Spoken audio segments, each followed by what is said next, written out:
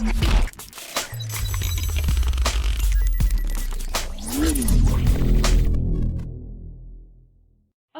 علیکم ګرانو کتونکو. نن به موږ ستاسو وړاندې یو ډېره زیاته مزیداره چټني تیارو.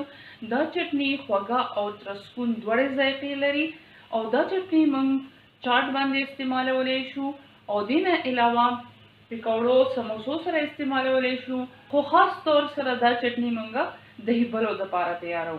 نو دا چې موږ یو ځل تیاره کړو بیا دا موږ څو ورځې استعمالولی شو. نو راځئ چې موږ تاسو ته وښیو چې دا چټني موږ کوم شیزونو نه تیارو. نو دا چټني تیارولو دپاره موږ املي راخیستې ده. املي موږ اوبو کې کېښوه، لږه دمه یې وکړه چې نرمه شي. تقریبا 50 ګرامه موږ راخیستې ده املي او 50 ګرامه موږ سپینه چیني راخیستې ده او 50 ګرامه موږ ګوړه یا ډارک براون شوګر راخیستی دی. کارنفلور به موږ 2.5 چمچې استعمالو غټې او ټوسټ کړي زیرې پاوډر به موږ 1 چمچ استعمالو او 1 چمچ به موږ ادرک پاوډر استعمالو او تقریبا یو غټه چمچ برابر به موږ سره مرچ پاوډر استعمالو. دا سره مرچ چې کوم دی دا ډېر زیات هاټ یا تریخ نه دی، بس د دې رنګ زیات وي. او دې نه علاوه به موږ هینګ پاوډر استعمالو چې کوم هضمې کې مدد کوي او اوبه به هم موږ استعمالو او تقریبا یو کشه برابر به موږ کوکینګ آیل هم استعمالو دې چټني جوړولو کې. نو راځئ چې اوس موږ دا چټني جوړول شروع کړو. دې لپاره موږ دلته یو لوښي کې اوبه واچولې او اوس به موږ دې کې دا چې کومه موږ املي تاسو ته وښاله دا به دې کې واچو. دې سره چې کومې اوبه دي دا به هم دې کې واچو. املي له اوس موږ جوش ورکو او تر هغې به یې پخوو چې دا ښه نرمه شي او هډوکي او د فایبر د هر څه بیل شي. نو بیا به موږ دا چاڼکو. نو ګرانو کتونکو که تاسو غواړئ نو املي سره سره تاسو کجورو استعمال هم دې چټنۍ کې کولی شئ، خو نن موږ پکې کجورې نه دي اچولی. اوس به موږ دې کې دا ګوړه یا ډارک براون شوګر هم واچو چې دا یو ځای پخه شي او چیني دا به هم په دې کې واچو 50 ګرامه.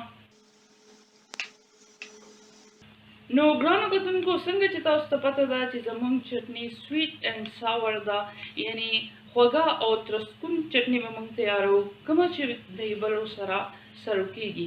نو دې دپاره اوس موږ دا دې له جوش ورکوو چې دا جوش وخوري. نو بیا به موږ دې کې نور شیزونه اچو. نو تاسو به نوټس کړی وي چې یو شی پکې موږ استعمال نه کړلو، نو هغه شی مالګه دی. مالګه موږ ځکه نه پکې اچو چې زموږ ځای کې چې کومه املي ده دې کې آلریډي ښه ډېره مالګه شته، نو ځکه پکې موږ مالګه نه استعمالو. نو املي زموږ نرمه شوله، یعنی هډوکو نه بیله شوله. اوس به موږ دا وچڼو یو لوښي کې.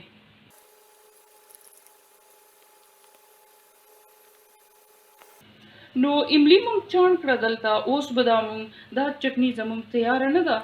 نو راځئ چې اوس دا موږ چولې باندې پخه کړو. نو اوس به همغې ساس پین کې موږ بیا دا چې کوم املي چټني ده دا به دې کې واچو او دا نور شیزونه به دې کې واچو او په اور باندې به پخول شروع کړو.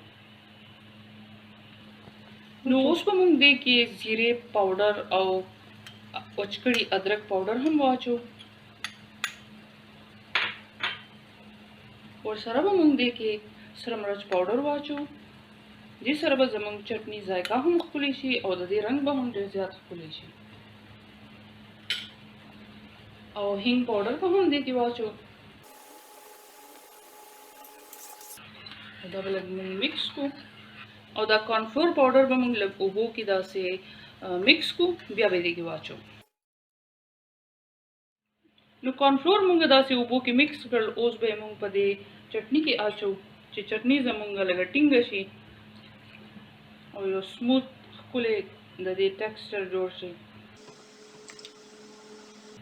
ټوله به یو ځای نه اچو، لږه لږه به اچو چې څومره زموږ ضرورت وي.